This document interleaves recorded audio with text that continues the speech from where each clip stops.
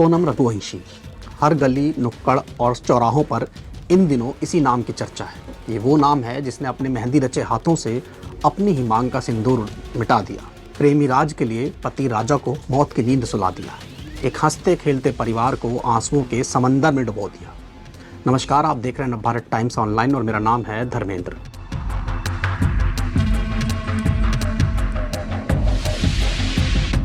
इंदौर के हनीमून हत्याकांड की अभी तक की तफ्तीश में यही बात सामने आई है कि सोनम और उसका प्रेमी राज ही राजा की हत्या के मास्टरमाइंड थे।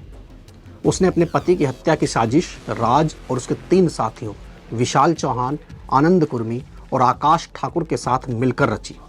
लेकिन इनमें एक नाम ऐसा भी है जिसने राजा की हत्या के साथ साथ कई मौक़ों पर हद से बढ़कर सोनम का साथ दिया। ये नाम है विशाल चौहान, जिसके नाम पर सोनम के छिपने के लिए इंदौर में किराए का फ्लैट लिया गया था। 23 मई को हुई राजा रघुवंशी की हत्या के सबूत जुटा रही मेघालय पुलिस ने जब बुधवार को क्राइम सीन दोहराया तो खुलासा हुआ कि राजा के सिर पर दांव से पहला वार इसी विशाल चौहान ने किया था। पहले वार से जब राजा लहूलुहान होकर गिर पड़े तो इन लोगों ने ताबड़तोड़ कई वार किए। इसके बाद सोनम के साथ मिलकर किलर्स ने राजा को खाई में फेंक दिया। हत्या को अंजाम देने के बाद सोनम वापस इंदौर आई और जिस किराए के फ्लैट में 14 दिनों तक छिपी, उसका एग्रीमेंट भी विशाल के नाम पर ही हुआ था।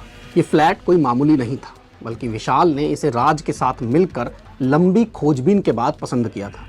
दरअसल राजा की हत्या का प्लान बनाते वक्त ही तय हो गया था कि सोनम को कई दिनों तक छिपकर रहना होगा।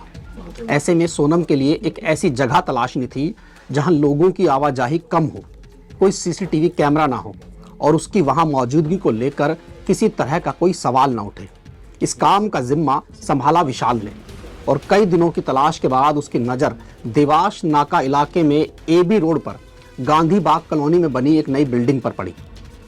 इस बिल्डिंग में उस वक्त सीसीटीवी इंस्टॉलेशन और फर्नीचर का काम चल रहा था। विशाल को सोनम के छिपने के लिए जगह एकदम मुफीद लगी। शाम के वक्त वह राज के साथ फ्लैट की बातचीत करने के लिए इस बिल्डिंग पर पहुंचा।